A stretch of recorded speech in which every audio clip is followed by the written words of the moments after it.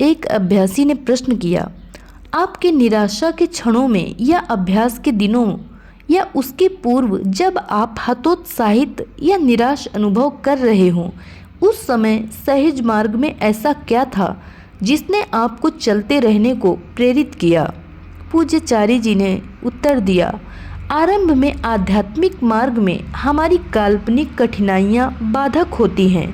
हम संतों और साधुओं की अनेक सुनी कथाओं से प्रतिबंधित होते हैं, जो जीवन में भागकर जंगलों में चले गए, जहां उन्हें भयंकर चीज़ों का सामना करना, जैसे बिना पानी के रहना, शेर चीतों का सामना इत्यादि, यह हमारे अंदर एक आत्मविश्वास पैदा करता है। हाँ, मैं प्रहलाद की भांति ध्यान में बैठ सकता हूँ। हो सकता है शेर मुझे छूता हुआ चला जाए, क्योंकि मैं अपने अंतर में इतना डूबा होऊंगा कि मुझ पर इसका कोई असर नहीं होगा। शेर मुझे खाएगा नहीं, क्योंकि मेरी ओर से कोई विरोध या प्रक्रिया नहीं होगी। मैं एक चट्टान की भांति होऊंगा। ऐसे मेरे अंदर अंत तक पहुंचने की तीव्र इच्छा पैदा होती है। कब तक मैं इस राह पर चलूँगा? तो आप देखते हैं कि यात्रा की कठिनाइयों व रास्तों की मुश्किलों प्रलोभनों से गुजरते हुए अपने आंतरिक अनुभवों से हमारे अंदर एक आत्मविश्वास पैदा हो जाता है कि हमारे लिए बाहरी जगत से मुकाबला करना संभव हो जाता है, और हमें एक ऐसी तीव्र व गहरी इच्छा पैदा होती है कि हमें शीघ्र घर पहुंचना है। यह एक यात्री के अधैर्य की भांति है। तुम मद्रास से दिल्ली जाने के लिए गाड़ी पर चढ़ते हो, उस समय आप खुशी खुशी सबसे बात कर दोस्ती बनाते हो। जब तक आप नेल्लोर पहुंचते हो, अपनी पुस्तक लेकर लेट जाते हो और फिर नींद आ जाती है। अगली सुबह आप रामागुंडम पहुंचते हो और कहते हो, आहा, एक रात समाप्त हो गई। फिर ध्यान आता है, अभी पूरा दिन और रात तुम्हारे सामने है। फिर थोड़ा प्लेटफॉर्म पर घूमकर एक नई कहानी की किताब खरीदते हो और स्वयं को व्यस्त और खुश रखने का प्रयत्न करते हो, और दिन के अंत तक उत्साह समाप्त हो जाता है और फिर नींद सहायता करती है। अगली सुबह तुम करीब करीब वहाँ हो, फिर गाड़ी रुक जाती है। 5 मिनट, 10 मिनट, 15 मिनट, फिर तुम अधीर हो उठते हो। तुम्हें पता चलता है कि निज़ामुद्दीन पर हो, जो 8 किलोमीटर है, और अब शायद 108 मिनट लगें। फिर तुम संतुष्ट हो जाते हो। फिर उन परिस्थितियों में एक समर्पण की भावना आ जाती है, अब मैं कुछ नहीं कर सकता, और आंख लग जाती है। अचानक आपको कुली आकर जगाता है, साहब, नई दिल्ली आ गई। हमारी यात्रा भी कुछ इसी तरह ही है। अंत में कुछ लोग सोने लगते हैं और आपको कोई हल्के से हिलाता है। आप देखते हैं बाबूजी मुस्कुराकर कह रहे हैं, तुम कहाँ थे? मेरे साथ एक बार ऐसा हुआ। बाबूजी मुझे सीटिंग दे रहे थे। बहुत ही गहरी शक्तिशाली सीटिंग थी, शायद 1.25 घंटा लंबी थी। उन्होंने मुझे 3 बार पुकारा, मैंने नहीं सुना। फिर उन्हें मुझे हिलाना पड़ा। बाद में उन्होंने मुझे कहा, मैंने तुम्हें 3 बार बुलाया, तुम कहाँ थे? मैंने कहा, केवल आप जानते हो। तो अपनी यात्रा के अंत में जब वह समाप्त होती है, तुम्हें समझ में आता है कि अंत तो गुरुदेव ही हैं, जो कि पूरा जीवन तुम्हारे साथ थे। यह कोई स्थान या व्यक्ति नहीं है। बाबूजी एक आदर्श को रूप दे रहे थे, जिसे देखकर हम खुश हो जाते हैं, जैसे एक बच्चा माँ को देखकर। हम जागते हैं, पहचानते हैं और कहते हैं, खुदा के वास्ते क्या यही यात्रा थी? और वे कहते हैं, मेरे पुत्र, मैंने कहा था यात्रा वहीं समाप्त होती है जहाँ से आरंभ हुई थी। तो एक अर्थ में यह सब वार्ताएं भी एक अर्थ में तुम्हें फिर आरंभ में लाकर दिखाती हैं कि अंत कहाँ है। एक अभ्यासी ने पूछा, जब लोग अनेक प्रकार की चीज़ें करके सहज मार्ग में आते हैं, तो वे अक्सर सोचते हैं कि केवल साधना या प्रक्रिया करना पर्याप्त है।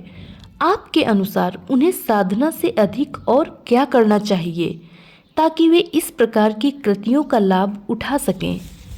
मास्टर कहते हैं, इसका केवल एक ही उत्तर हो सकता है, और मैं इस पर जोर देना चाहता हूँ कि जो इन सब प्रयासों में वे समय लगाते हैं उसमें वे अपना दिल घर पर ही छोड़ आते हैं।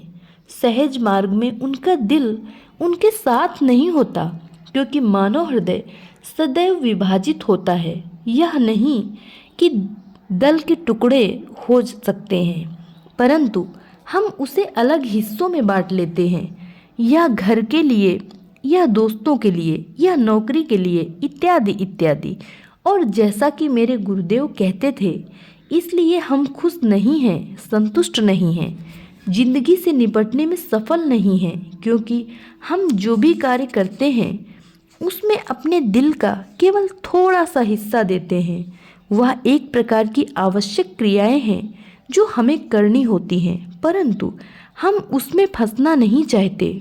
बाबूजी कहते थे, तुम जो कुछ भी कर रहे हो उसमें उस समय पूरा दिल लगा कर करो। तो हम यह नहीं कहते कि अपना पूरा दिल केवल सहज मार्ग में लगाओ। उदाहरणार्थ, जब तुम छोटे हो तो अगर तुम अपना दिल पढ़ाई में लगाओगे तो तुम्हारा भविष्य बेहतर होगा, जबकि अगर नहीं लगाओगे तो शायद उतना अच्छा ना हो। मैं ऐसे लोगों को जानता हूँ जो पढ़ाई में सदैव अव्वल आते थे, परंतु जीवन में कुछ नहीं कर पाए, और कुछ असाधारण विद्यार्थी जो अपने व्यवसाय में सर्वोत्तम हैं। तो प्रश्न है कि हम प्रत्येक क्रिया पर कितना ध्यान देते हैं, न कि किस प्रक्रिया को क्या स्थान देते हैं कि यह उससे अधिक महत्वपूर्ण है। यह गलत होगा। यह तो ऐसा होगा कि एक माचिस की तीली को चुन लूं कि मुझे इसकी आवश्यकता है, और अगर तुम बाहर खड़े हो और हवा चल रही हो तथा तुम्हारे जलाने के पहले ही वह बुझ जाए तो तुम्हारी सर्वोत्तम तीली गई। वह तुम्हारे अंदर एक निर्भरता लाती है कि मेरी सर्वोत्तम तीली समाप्त हो गई। मैंने एक बार एक व्यक्ति के बारे में कहानी पढ़ी थी जो कि अमेरिका में कहीं रेगिस्तान में खो गया था, और वह जीवित रहने के लिए कशमकश कर रहा था कि उसे पीने के लिए थोड़ा पानी मिल जाए। उसने एक तार को देखा जो इधर से उधर जा रही थी, और उसे मालूम हो गया कि यह तार संदेश भेजने वाली तार है जो रेगिस्तान से गुजर रही है। उसे यह भी मालूम था कि हर 20 मील पर तार घर होता है, जहाँ पर तार के कट जाने पर उसे जोड़ने के लिए सवार तैयार रहते हैं।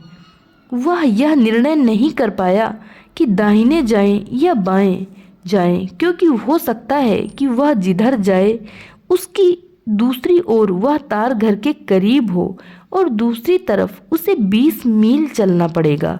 उसे यह महान विचार आया कि वह अपनी बंदूक से तार को काट दे। उसके पास 3 कारतूस थे। उसने एक निशाना साधा और वह छूट गया। प्यास के मारे उसे धुंधला दिखाई दे रहा था।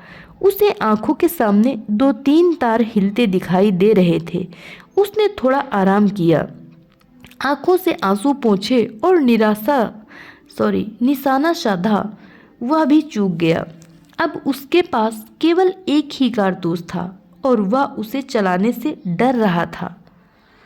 यह उस व्यक्ति की भांति है जो रेगिस्तान की तेज हवा में एक मोमबत्ती और एक तीली के साथ है और सोचता है, अगर मैं इस तीली से मोमबत्ती नहीं जला पाया तो मैं यहीं मर जाऊंगा। परंतु 20 मिनट इंतजार करने के बाद, एक पीड़ामय इंतजार के बाद उसने निशाना साधा और तार टूट गई। वह बेहोश हो गया। फिर आंख खुलने पर उसने अपने आप को अस्पताल में पाया। तो अक्सर हम भी उस आखिरी माचिस की तीली या आखिरी कारतूस या जीवन के आखिरी पल तक इंतजार करते हैं। इसी कारण भारतीय वैदिक परंपरा कहती है, अपने बच्चों के नाम देवी देवताओं के नाम पर रखो, ताकि आखिरी क्षण में जब आप बेटे को कृष्ण, गोविंद या माधव जो भी कहकर पुकारो तो ईश्वर आएगा। एक साहसी आशा, एक आशा जो तुम्हें निराशा के उस पार ले जाती है, क्योंकि उस क्षण तुम्हें उसी की आवश्यकता है। एक आशा की आवश्यकता, ना कि विश्वास की। तो मेरी इन वार्ताओं में भी साधारण तथा नीरस होते हुए ऐसा ही कुछ है। उनमें शायद बाबूजी का आकर्षण उपस्थिति न हो, परंतु शिक्षा का महत्व है। जैसे भारत की बनी साधारण माचिस की डिब्बी हो या 5 सितारा होटलों में मिलने वाली सुंदर आकर्षक माचिस, जलना तो उसमें फास्फोरस और जहरीला पदार्थ ही है। परंतु जब तुम्हें सबसे अधिक आवश्यकता होती है वही प्रकाशित होता है। जब तुम्हारे पास टार्च होती है, जैसा कि कई सिनेमा में दिखाया जाता है, हर ओर टॉर्च जल रही है, तो वह करीब करीब सदा के लिए जलती हैं। ऐसे में माचिस की तीली की आवश्यकता नहीं। जहाँ किसी भी रोशनी का होना संभव नहीं, वहाँ केवल माचिस की तीली ही हमें रोशनी दे सकती है। इसलिए इस आधुनिक युग में भी हम माचिस की तीली को पकड़े रहते हैं। जैसा कि मैंने कहा कि बढ़िया से बढ़िया देशों के शहरों के बढ़िया होटलों में आज भी मामूली माचिस और मोमबत्ती मिलती है। यह सब फेल हो जाने पर उस अंतिम अंधकार में प्रतिरोधक का काम करती है।